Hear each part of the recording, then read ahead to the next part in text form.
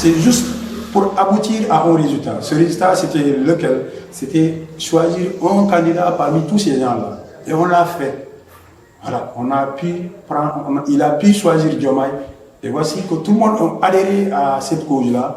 On a appuyé, on est parti avec Diomaye. Et ça a donné ce qu'on a aujourd'hui. Lui qui l'a fait, que le communiqué est sorti, les gens ont donné, donné le résultat, mais le nom du candidat choisi par Diomaye. Voilà. Tout de suite, qui connaît Pastef, nous sommes tellement forts en slogan. Depuis lors, ils ont sorti le fameux Sonko Moïse Diomaye, Diomaye Moïse Sonko, qui dit en termes simples, Sonko c'est Diomaye, Diomaye c'est Sonko. C'est la même chose. Ils sont un et individu. Qui connaît le parti, Sonko et Diomaye, ça ne date pas de Pastef. Ça ne date pas de Pastef, c'est depuis leur lieu de travail. Depuis l'inspection des impôts, qui se sont connus, et ils ont tissé une relation parfaite jusqu'à ce que Diomaye a donné le nom de son fils à Ousmane Sonko. C'est-à-dire que ça ne date pas d'aujourd'hui, cette confiance est mutuelle. Et à entendre parler de Sonko, il a fait un bon témoignage sur Diomaye, disant qu'il connaît la personne, et cette personne, c'est une personne qui mérite confiance. Parce que si on est arrivé à ce résultat, c'est-à-dire qu'il y avait un travail qui a été fait en amont, et ce travail-là, ça repose sur la confiance entre ces deux personnes. Voilà, ça a donné ce que nous connaissons aujourd'hui. Revenons un peu à notre arrivée au pouvoir. Nous sommes arrivés au pouvoir avec un projet. Avec ce projet-là, le but initial, le patriotisme. C'est le patriotisme, c'est-à-dire on privilégie les intérêts de ce pays-là. Les intérêts du Sénégal d'abord, avant de partir faire autre chose. C'est le Sénégal, la diaspora. On peut dire en quelque sorte, sans risque de se tromper, nous sommes des Sénégalais, mais également des Panafricains. Voilà. Nous, on cherche à protéger l'intérêt national, mais au-delà de ça, l'intérêt africain. D'ailleurs, entre-temps, on a pu changer le nom du parti. Au début, c'était les patriotes du Sénégal pour le travail, l'éthique et la fraternité. Mais entre-temps, on est revenu sur ça pour parler de patriotes africains du Sénégal pour l'éthique et la fraternité. Le africain, là, au début, ça n'apparaissait pas. Mais vu notre influence au niveau de la sous-région, on a pu changer l'appellation. Le patriote qui signifiait, le PA qui signifiait patriote du Sénégal. Actuellement, on l'a divisé en deux. C'est patriote. Le P signifie patriote, le A signifie africain. Voilà, le patriote africain pour le Sénégal, pour le travail, l'éthique et la fraternité. C'est comme ça qu'on l'a scindé pour montrer que notre influence ne doit plus se reposer qu'au Sénégal. On l'a étendu jusqu'au niveau de la sous-région, jusqu'au niveau de toute l'Afrique. Si vous voyez dans beaucoup de pays, il y en a beaucoup qui citent Sonko en exemple. Voilà. On est en train d'assister à des pactes, à des trucs comme ça. Le parti africain du Congo pour le travail, voilà. Des gens comme ça, ils imitent sur le Pastef pour mettre un peu le nom de leur pays dans le pays. C'est juste pour montrer l'influence que Sonko a sur la jeunesse africaine. Ça dépasse le cadre sénégalais. Ça dépasse le cadre sénégalais. Et beaucoup de personnes partagent ces idéologies. Vous partez en Gambie ici, en Gambie, il y a un parti comme ça. Alors, au lieu de Pastef, ils ont mis le G après le PA pour montrer que c'est la Gambie. Et ils ont repris les autres, le travail, l'éthique et la fraternité. Voilà, c'est cette influence-là que nous avons. Mais également avec le projet entre-temps, c'est à l'horizon 2050. Et ce projet-là, voilà, comme ils l'ont structuré, le Sénégal sera réparti en pôles de développement. Et nous sommes dans la pôle sud, voilà, qui, dans le passé, avec Senghor, c'était la Casamance naturelle. C'est-à-dire qu'on revient dans les grands ensembles du passé.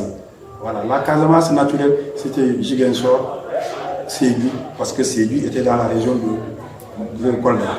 Ziguinchor et Kolda, mais actuellement, ça sera Ziguinchor, puisque Sédhiou est une région, et il y aura Ziguinchor, Sédhiou et Kolda.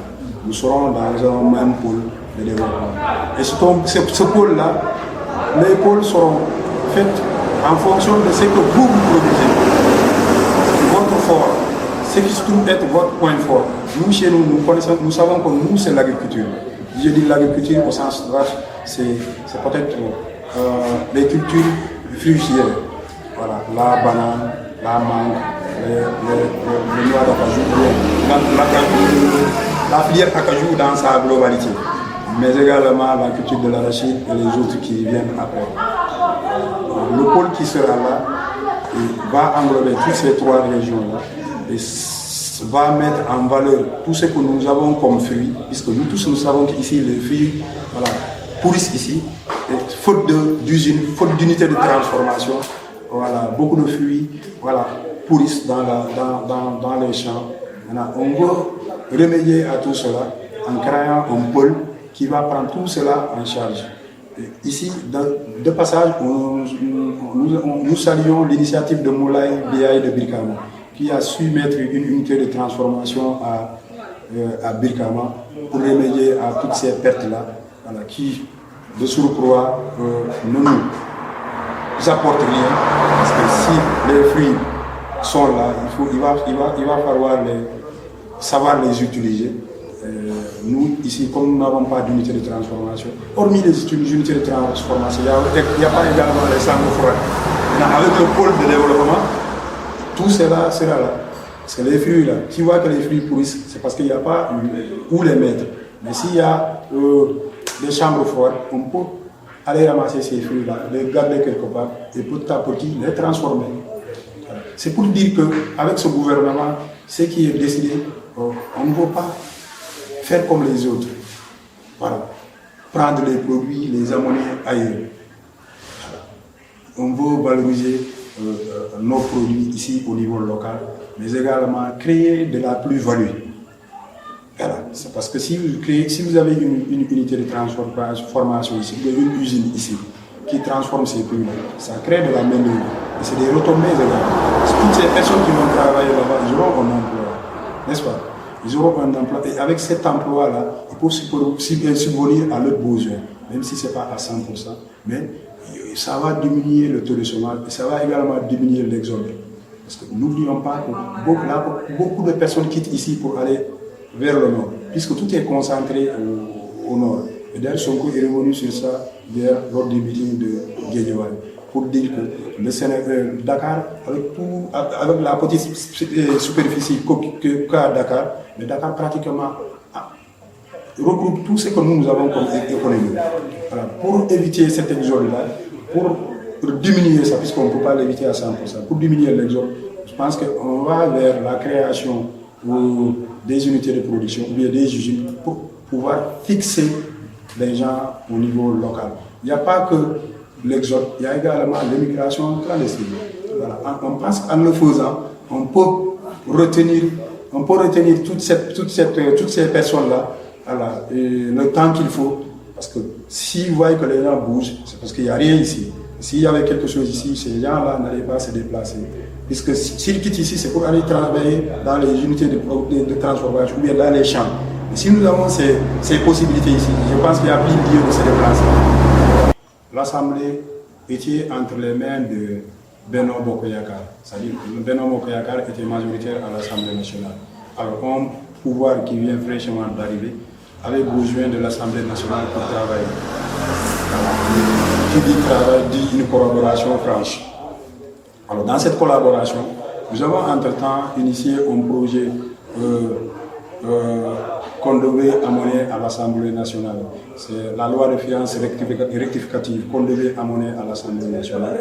Et on a fait face à un niet du pouvoir sortant qui refusait de voter ce projet-là. Cette loi cette fois de finances rectificative, ils ont refusé de voter ça.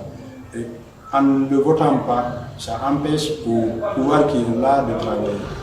Alors, et des actes comme ça ont continué à persister jusqu'à ce qu'ils ont même voulu initier la destitution du Premier ministre. Ils voulaient faire tomber le gouvernement. voilà, à travers une motion de censure. Alors, comme ça a commencé à prendre forme, il fallait prendre les mesures nécessaires puisque même si l'Assemblée est un pouvoir pareil, le président de la République a également son pouvoir. Alors, vu qu'il ne pouvait pas travailler avec l'Assemblée, il a jugé nécessaire de dissoudre l'Assemblée et de programmer une élection anticipée. Voilà, une élection anticipée. Et présentement, aujourd'hui, nous en sommes dans cette campagne-là. Il nous reste à peine 2 jours de campagne. Voilà. Et cette assemblée est très importante pour nous pouvoir dérouler notre projet. Comme je vous l'avais dit, c'est un projet ambitieux, c'est un projet qui a l'objectif de diminuer les souffrances, de réduire l'exode rural, de réduire les départs vers l'Europe. Voilà. Et de créer des emplois au niveau local, de protéger notre forêt, de protéger la mer ou bien le fleuve que nous avons, voilà, de protéger tout ce que nous avons comme ressources. Même tout ce que nous sommes en train de voir avec le pétrole, le fer, le zircon, voilà, tout cela, c'est un projet qui veut rationaliser tout cela. Et en voyant seulement le gouvernement, la composition du gouvernement, on sait que c'est un gouvernement travailleur. Maintenant, avec tout cela, on a décidé de ne pas avoir un contre-pouvoir. Le contre-pouvoir, c'est bon, mais si c'est un contre-pouvoir constructif, là c'est bien. Mais un contre-pouvoir qui vous met des bâtons sur les roues, je pense que là, ce n'est pas intéressant. Alors, comme nous voulons mettre en application ce projet-là, on a besoin d'avoir une majorité à l'Assemblée nationale pour faire passer certaines lois. Et parmi ces lois-là, il y a même la loi sur l'amnistie. Nous, dès le début, on a dit que ce n'est pas une loi qui est faite pour nous. On ne se voit pas là-dedans. D'ailleurs, à l'Assemblée, nos députés n'ont pas voté cette loi-là. Alors, on voit qu'avec notre majorité, on va revenir sur cette amnistie-là, voilà, pour juger tout ce qui a été commis de 2021, comme faute de 2021 jusqu'à là. Voilà. Je pense qu'avec tout ça, l'Assemblée est nécessaire. Nous avons besoin de cette Assemblée-là. Et ce message-là que nous portons et que nous amenons vers les populations pour qu'ils votent pour nous. On pense que c'est des gens qui ont commencé à vous mettre des bâtons sur les roues. Alors, si vous donnez la majorité à ces gens-là, c'est empêcher au président de travailler. Donc, le président n'a même pas fait 10 mois au pouvoir. Il n'a même pas fait 10 mois au pouvoir. Et avant, à 6 mois, il a commencé à poser des actes. Vu que nous tous nous voyons, il a réduit le prix de certains produits de première nécessité. Voilà. C'est comme ça, on compte le faire. Et nous également, comme le président, quand il était à Buran, il nous a lancé un défi. Il a encore rehaussé le plafond, puisque là, lors de l'élection présidentielle, le département était à 65%. Il nous a demandé de relever un peu le défi, d'aller jusqu'à 95%. Et on pense qu'on a ces moyens-là, on pense le faire. Maintenant, et ce qui nous a poussé à descendre, comme on l'a toujours fait, à redescendre sur le terrain, à sensibiliser, à partager et à faire adhérer le maximum de personnes dans la cause. Comme vous l'avez dit, ici le travail, on l'a organisé. D'abord au niveau départemental, le ministre Olivier Bouka, que je salue au passage, plus les députés également et beaucoup de responsables, sont en train de mener une campagne dans toutes les 15 communes du département. Hier, ils étaient chez nous, ici à Djibala. Voilà, nous avons tiré tous les villages de la commune de Djibala avec cette délégation-là. Mais également, hormis cette délégation du ministre, ici à Djibala, on a mis sur pied un comité électoral. Et ce comité électoral est également en train d'abattre un travail pour la réussite, pour la victoire le soir du dimanche, du 17. Voilà. Et ce travail-là, on l'a organisé. D'abord, c'est la commune qui l'a organisé. On l'a réparti dans les villages. Voilà. Et dans la commune, on a mis sur pied un comité électoral. Et ce comité électoral, à chaque village, allait mettre son comité électoral. Voilà. Ça veut dire que nous avons donné à chaque village l'occasion de tenir, le comité électoral va se déplacer pour faire un meeting dans chaque village. Mais chaque village organise des réunions sectorielles, des visites à domicile, mais également des porte-à-porte. Avec ces porte-à-porte-là, des visites à domicile, que nous sommes en train d'amener les gens à adhérer à la cause. Voilà. Et c'est ce qu'on a commencé depuis le début de la campagne. Voilà. Déjà, nous avons démarré notre campagne le 6, le comité électoral communal. Mais avant cela, on avait donné consigne à tous ces villages-là de tenir des réunions sectorielles. Chose qu'ils ont fait. Et ça fait que le jour qu'on arrive pour la meeting, on trouve une masse énorme. Et c'est avec cette masse-là qu'on discute le jour du meeting. Et nous sortons rassurés. Nous pensons que nous sommes sur la bonne voie. Et à travers ce qu'on voit sur le terrain. Voilà. Et d'ailleurs, hier, le ministre était revenu sur ça. Il est sorti satisfait de toutes les étapes que nous avons effectuées. Oui, on lance ce qu'on appelle solennel à venir nous soutenir. Puisque dans le passé, bon, les autres qui étaient là au pouvoir, il y avait un argument disant que c'est le parti au pouvoir qui peut faire le village, qui peut travailler dans les villages ou bien dans la commune. Alors, voici que nous sommes au pouvoir. Eux qui étaient au pouvoir hier et qui tenaient ce discours-là, je pense que comme le pouvoir a changé de main, c'est le moment de venir nous rejoindre pour travailler la commune, pour travailler dans la commune, pour travailler dans les différents villages. Puisque ici, on peut dire que tout est urgent. Tout est urgent dans la commune de Djibana. Et hier, en empruntant la route de Kounaya, tout le monde s'est rendu compte que la route de Kounaya est devenue une urgence. Cette piste-là doit être refaite. Si je ne me trompe pas, cette piste a été faite depuis 1994. 1994 à nos jours, je pense que c'est 30 ans ou bien. Voilà. Une piste qui fait 30 ans nécessite une réhabilitation. La route de Kounaya doit être réhabilitée. Après la piste de production, nous avons également la piste de Bafata. Une piste qui ne date pas de très longtemps, une piste qui date de 5 ans et qui est en état d'élaboration avancée. Et cette piste-là nécessite une réhabilitation, même si ça ne date pas de très longtemps. Je pense que c'est une piste qui n'est pas bien faite.